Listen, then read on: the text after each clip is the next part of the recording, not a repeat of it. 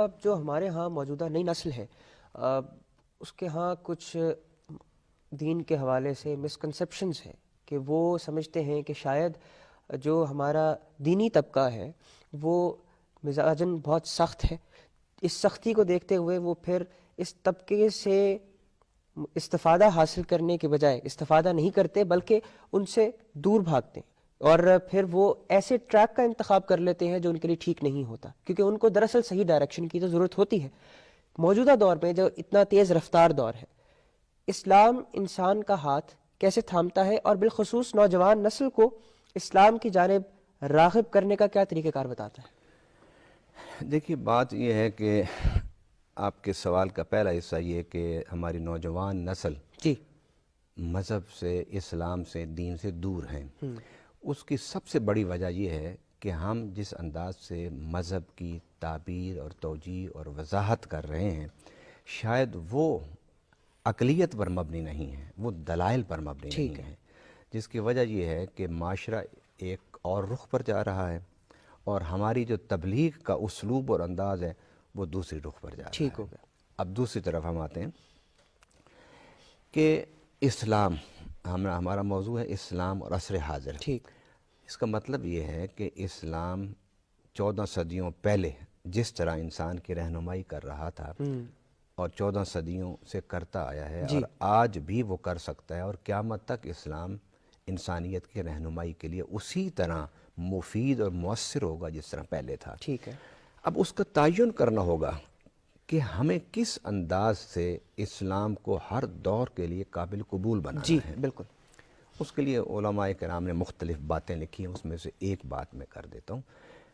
اس حقیقت کو ذہن میں رکھیے کہ اسلام جو ہے وہ عقل، فکر اور دلائل پر مبنی ایک مذہب ہے، ایک دین ہے، واہ. ایک سوچ ٹھیک ہے، ایک نظریہ ہے. ٹھیک. لیکن میں اسے اس انداز میں کہتا ہوں کہ لیکن اس کی وضاحت اور اس کی تبلیغ اور اس کی دعوت جی شاید ان لوگوں کے ہاتھ میں آ گئی ہے کہ جنہیں علوم عصریہ پر عبور نہیں ہے، جی جن کے پاس وین کی کمی ہے، جس کا نتیجہ یہ ہے کہ وہ جب ممبر پر بیٹھتے ہیں، ارشاد اور دعوت کا کام کرتے ہیں تو وہ ایک بڑے ہی محدود انداز میں اسلام کو پیش کرتے ہیں، ٹھیک. جس سے ہمارے نوجوان کے ذہن میں یہ بات ابھرتی ہے کہ یہ جو شخصیات اسلام کو پیش کر رہے ہیں یہ وہ اوریجنل وہ اسلام نہیں ہے کہ جو اوریجنل اسلام نبی پاک صلی اللہ علیہ وسلم نے پیش کیا تھا، صحابہ کرام نے پیش کیا تھا اور اسے قائم اور نافذ کر کے دکھایا تھا. ٹھیک. یہ جو میں یہ نہیں سمجھتا کہ کوئی مسلمان کلمہ پڑھے اور وہ اسلام سے پھر دور رہے. ٹھیک ہے. اس کے دور رہنے کی یا اس کی غلط فہمیوں کا شکار رہنے کی وجہ یہ ہے کہ اسلام کو جو پیش کرنے کا طریقہ ہے شاید اس میں درستگی کی ضرورت ہے. اچھا. اسلام کو پیش کرنے کے لیے جو اسلوب ہے اس میں دلائل ہونے چاہیے. اسلام کو پیش کرنے کا جو اسلوب ہے اس میں برہان ہونی چاہیے. اسلام کو پیش کرنے کا جو اسلوب ہے اس میں وسعت نظر ہونی چاہیے. اسلام کو پیش کرنے کا جو اسلوب ہے اس میں قرآن پاک کو بنیاد اور اصول بنا کے اس کو پیش کرنا چاہیے. مثلا ابھی آپ نے ایک سوال شروع میں کیا تھا کہ مذہب سے وابستہ لوگ وہ دنیا میں بظاہر کامیاب نظر نہیں آتے. جی. اب اسی کو آپ دیکھ لیں، اسی میں اس سوال کی بھی وضاحت کر دوں گا. ہمارے ہاں دنیا کے ہر مقصد کی کامیابی کے لیے ہمارے ہاں یہ کہا جاتا ہے کہ آپ اگر نماز نہیں پڑھتے تو آپ ناکام ہوں گے، آپ اگر نماز روزہ نہیں رکھتے تو آپ دنیا میں بھی ناکام ہو جائیں گے، آپ اگر حج نہیں کرتے تو آپ کی دنیاوی جو ترقی ہے وہ رک جائے گی. اب اس قسم کی جب ہم بات کریں گے تو نوجوان یہ پوچھتا ہے کہ جس قوموں نے ترقی کی ہے وہ تو ان میں سے کوئی عمل نہیں کرتی. بالکل ٹھیک. تو پھر ہماری جو گفتگو ہے اس میں لاجک ختم ہو جاتی ہے، اس میں دلیل نہیں رہتی، اس میں عقلیت نہیں رہتی. اب اسی ایک بات کو کیونکہ اب دنیا جو ہے وہ گلوبل ویلیج، گلوبل ویلیج سے بھی آپ آگے کہہ لیجیے گلوبل ہٹ بن چکی ہے. آج صبح بندہ پاکستان بیٹھا ہے، شام کو امریکہ بیٹھا ہوتا ہے، اگلے دن یورپ بیٹھا ہوتا ہے، نہیں جا سکتا تو وہ ٹی وی پر مواصلات پر ساری چیزیں دیکھ رہا ہے. وہ کہتے ہیں کہ یار وہاں تو یہ چیزیں نہیں ہیں، تو پھر وہ لوگ کیسے ترقی کر گئے. یہاں میں اپنے نوجوانوں سے کہوں گا کہ یہ جو عبادات کا چیپٹر ہے یہ اللہ تعالیٰ نے انسان کی دنیا کی بہتری اور برکت تو ہے اس میں، جی لیکن اصل اس میں جو بہتری اور برکت و نجات ہے وہ قبر کی ہے، ٹھیک وہ آخرت کی ہے۔ باقی رہی دنیا کی ترقی کے لیے جو اصول اور جو ضوابط ہیں، آپ اسے قرآن میں پڑھ لیجئے۔ قرآن پاک میں رب العالمین نے بڑے واضح الفاظ میں فرمائے الم ترو ان اللہ سخر لکم ما فی السماوات و ما فی الارض واسبغ علیکم نعمہ ظاہرۃ و باطنہ۔ کیا تم نے نہیں دیکھا کہ اللہ تعالیٰ نے تمہارے لیے مسخر کر دیا، تمہارے تابع کر دیا جو کچھ آسمانوں میں ہے اور جو کچھ زمین میں ہے، ٹھیک اور جب تم اس تسخیر کے راستے پر چلو گے تو ہم تمہیں نعمتیں دیں گے نہیں بلکہ فرمایا اونڈیلیں گے۔ ڈھیلیں گے، بالکل مثلا ٹھیک اب بالٹی ہے، اس میں آپ مگا لے کے پانی اپنے اوپر ڈالتے ہیں، یہ ہے ایک ایک مگا ڈالنا۔ جی ایک یہ کہ آپ بالٹی اٹھا کے اپنے اوپر انڈیل لیتے ہیں۔ تو رب العالمین کہتے ہیں کہ سورہ لقمان میں کہ میں نے تمہیں تسخیر کا راستہ تمہارے لیے آسان کر دیا، اور ساری کائنات، اب پہاڑ میں بڑی طاقت ہے، انسان اس کے سامنے اس کی کیا حیثیت ہے، چھوٹا سا 5-6 فٹ کا قد ہے انسان کا، لیکن انسان کے اس جسم میں جو اللہ نے عقل رکھ دی ہے واہ، وہ عقل ان پہاڑوں کو مسخر کر دے بالکل۔ گا۔ ناظرین، گفتگو کا سلسلہ آگے یہیں سے بڑھائیں گے، حاضر ہوتے ہیں ایک چھوٹے سے بریک کے بعد، ہمارے ساتھ رہیے۔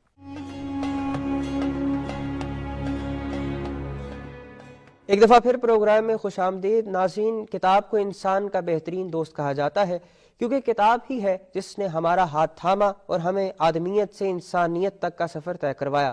اس پروگرام کا یہ آخری سیگمنٹ جس میں ہم کتاب کے حوالے سے گفتگو کریں گے اور علامہ صاحب سے جانیں گے کہ آج ہم کس کتاب کے حوالے سے بات کریں گے۔ انسان کی تاریخ کو اگر دیکھیں جی تو انسان کی تاریخ کا جو پہلا شاہکار ہے وہ سیدنا آدم علیہ السلام ہے۔ ٹھیک، کو سائنس اور تحقیق تو بتاتی ہے کہ انسانیت کے پروسیس کا جو عمل تھا وہ اس سے پہلے کا شروع ہو چکا ٹھیک، تھا۔ سارے اختلافات کو ایک طرف رکھتے ہوئے یہ بات متفق علیہ ہے کہ زمرہ انسانیت میں، گروہ انسانیت میں پہلا انسان جو ہادی بن کر آیا وہ سیدنا آدم علیہ السلام ٹھیک، تھے، اور یہ وہ حقیقت ہے جس پر دنیا کی 2/3 میجورٹی جس پر متفق ہے۔ ٹھیک، بلکہ اگر یوں کہا جائے کہ پوری انسانیت اس بات پر متفق ہے کہ ایک ہادی اول تھے، نام ان کا کیا تھا اس میں اختلاف ہے۔ اب آپ دیکھیے کہ سری لنکا میں جی ایڈم پیکس ہے، ایک بہت بلندی پر پہاڑ ہے، اس پہاڑ کا نام انہوں نے یہ رکھا ہوا جی ہے۔ بالکل، اس پہاڑ کی خوبی یہ ہے کہ اس پر حضرت آدم علیہ السلام جب نازل ہوئے تھے، جی، اترے تھے، تو ان کا قدم مبارک ہے، اس کے پتھر نشان موجود پہاڑ ہیں، پہ۔ بالکل۔ تو اس کا مطلب ہے کہ جو ساؤتھ ایشیا کے ممالک ہیں جی وہ بھی حضرت آدم علیہ السلام کو جانتے ہیں ٹھیک، اور مانتے ہیں کہ وہ پہلے ہادی تھے جس سے اللہ تعالیٰ نے آسمانوں سے اتارا تھا۔ ٹھیک ہے، اس گفتگو کے بعد کہ سیدنا آدم علیہ السلام ایک متفق علیہ ہادی ہیں جس کو دنیا کے سارے مذاہب بلا اختلاف تسلیم کرتے ہیں، نام کا اختلاف اپنی جگہ پر، کچھ ٹھیک ہے، خصوصیات میں اختلاف وہ ایک الگ بحث ہے۔ ٹھیک ہے، اب جب وہ تشریف لائے تو قرآن ان کے بارے میں کہتا ہے، بائبل ان کے بارے میں کہتی ہے، باقی کتابیں یہ کہتی ہیں کہ وہ ایک ہدایت نامہ بھی لے کر آئے تھے۔ اچھا ٹھیک ہے، یہ قرآن پاک میں سورہ بقرہ میں جہاں سے آدم علیہ السلام ٹھیک، کا واقعہ بیان کیا، فَإِمَّا يَأْتِيَنَّكُم مِّنِّي هُدًى فَمَن تَبِعَ هُدَايَ فَلَا خَوْفٌ عَلَيْهِمْ وَلَا هُمْ يَحْزَنُونَ۔ ٹھیک، کہ ہم نے آدم سے کہا کہ آپ زمین پر اتر جاؤ، جب آدم زمین پر اترے تو ہم نے ان کے ہدن، ایک ہدایت نامہ ہمیں انہیں عطا فرمایا، ٹھیک ہے، اور فرمایا کہ جو اس کی اتباع کرے گا اس کو نہ کوئی خوف ہوگا دنیا میں اور نہ آخرت میں غم ہوگا۔ ٹھیک ہے، اب ہدایت نامہ ایک کتاب، اس کا ذکر انسان اول جس کا ذکر ہمیں الہامی کتابوں میں ملتا ہے موجود ہے۔ گویا رب العالمین نے جب انسان کو پیدا کیا تو پیدا کرنے سے پہلے اس کی زندگی کی اس سانس کو باقی رکھنے کے لیے اسباب پیدا کر دیے۔ ٹھیک ہے، مثلا ایک انسان کو سانس کی ضرورت ہے تو وہ بھی موجود ہے، انسان کو روشنی کی ضرورت ہے وہ بھی اللہ نے پہلے پیدا کر دی، انسان کو آگ کی ضرورت ہے اللہ نے وہ بھی پیدا کر دی، موسموں کے تغیر کی ضرورت ہے وہ بھی پیدا کر دیا، کھانے پینے کے لیے جن اشیاء کی ضرورت تھی وہ بھی رب العالمین نے پیدا کر دیا، پانی کی ضرورت تھی وہ بھی رب العالمین نے پیدا کر دیا۔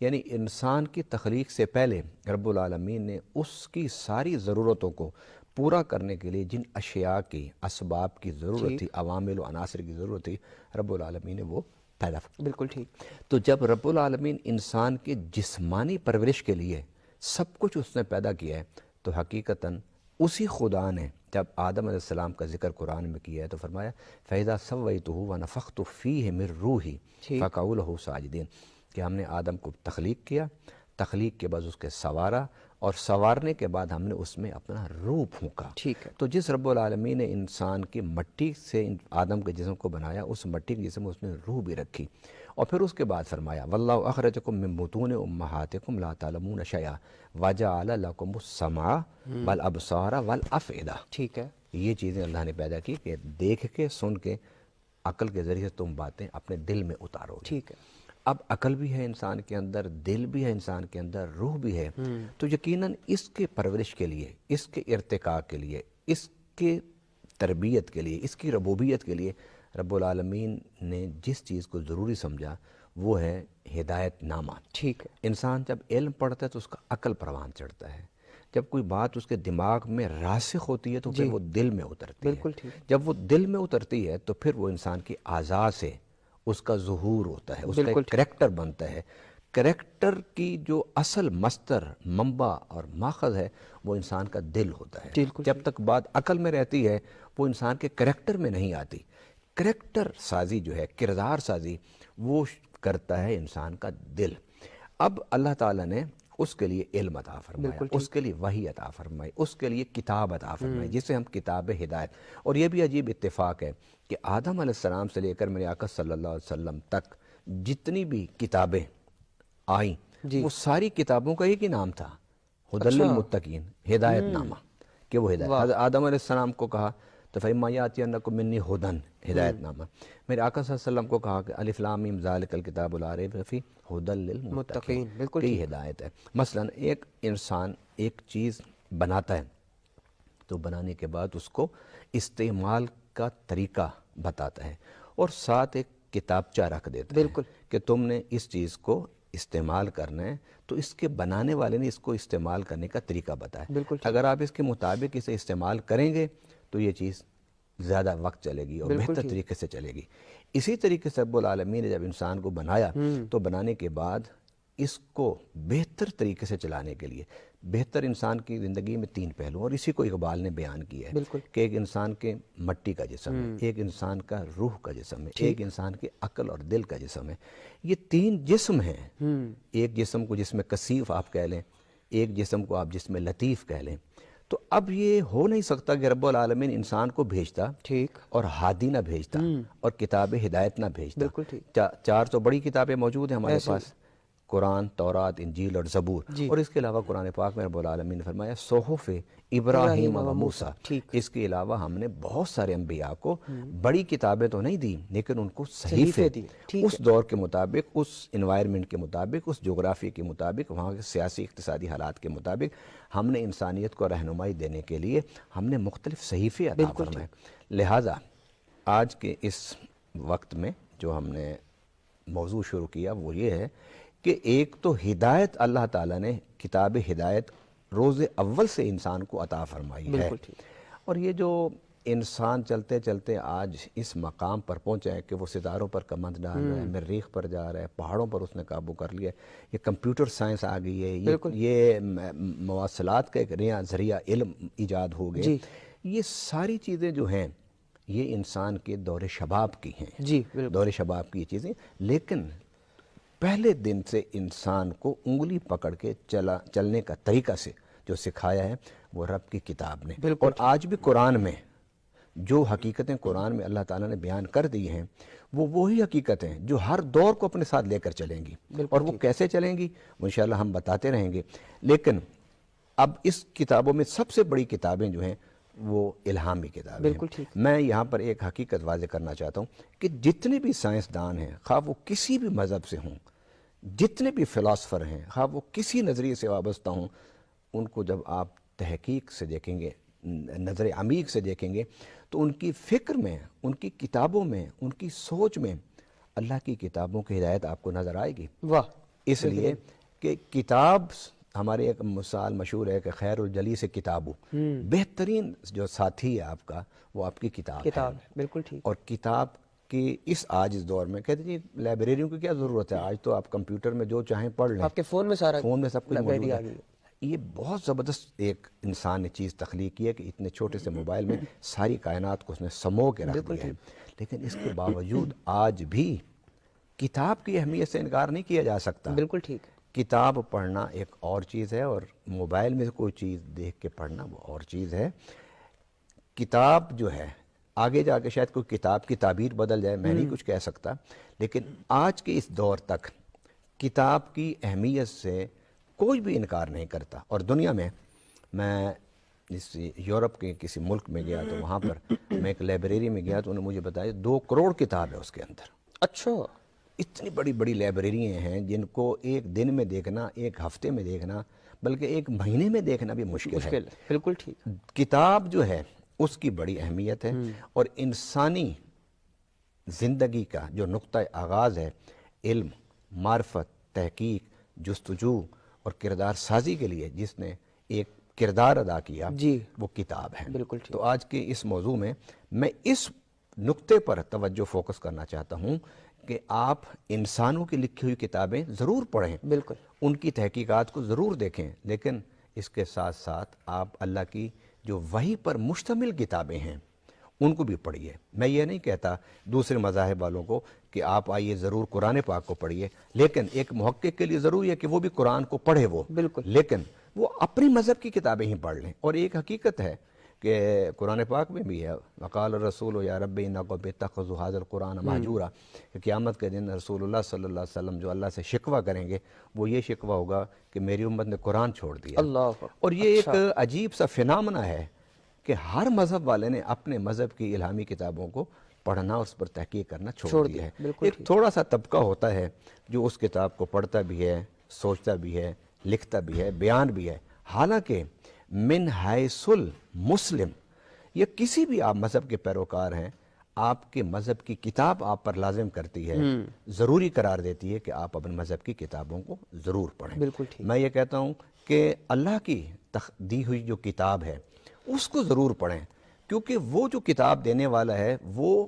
تمہیں جانتا بھی ہے کہ تم سوچتے کیا ہو، تم کھاتے کیسے، تم نے کھانا کیا ہے، تم نے پینا کیا ہے، تم نے دن کیسے گزارنے ہے، تم نے رات کیسے گزارنی ہے، تم نے ماں باپ کے ساتھ کیسے زندگی گزارنی ہے، تم نے اولاد کے ساتھ کیسے زندگی گزارنی ہے، اپنے اساتذہ کے ساتھ اپنی ریاست میں کیسے زندگی گزارنی ہے، اور اس مظاہر فطرت کو آپ نے کس طرح ان پر نظر رکھنی ہے، ان کو کیسے تسخیر کرنا ہے، ان سے کیسے فائدے آپ نے اٹھانے اور کیسے ان سے آپ نے فائدے اٹھا کے دوسرے انسانیت تک پہنچانے، یعنی کہ لائف کا ہر ایسپیکٹ کور ہو جاتا ہے۔ جا اس میں کور ہوتا ہے۔ تو آپ باقی کتابوں کو ضرور پڑھیں، لیکن آج کے اس سیگمنٹ میں، آج کے اس وقت میں ہر مذہب کے پیروکار کو، میں نے کیونکہ مختلف مذاہب کے لیڈر سے، رہنماؤں سے اور ان کے متحرک جو لوگ ہیں ان سے میری ملاقاتیں رہتی ہیں، کیونکہ ہم گزشتہ کئی سالوں سے انٹرفیت بین المکالمہ کا کام کر رہے ہیں، اور یہ ایک بات دیکھ کے مجھے افسوس ہوا کہ کوئی بھی مذہب کا پیروکار جو ہے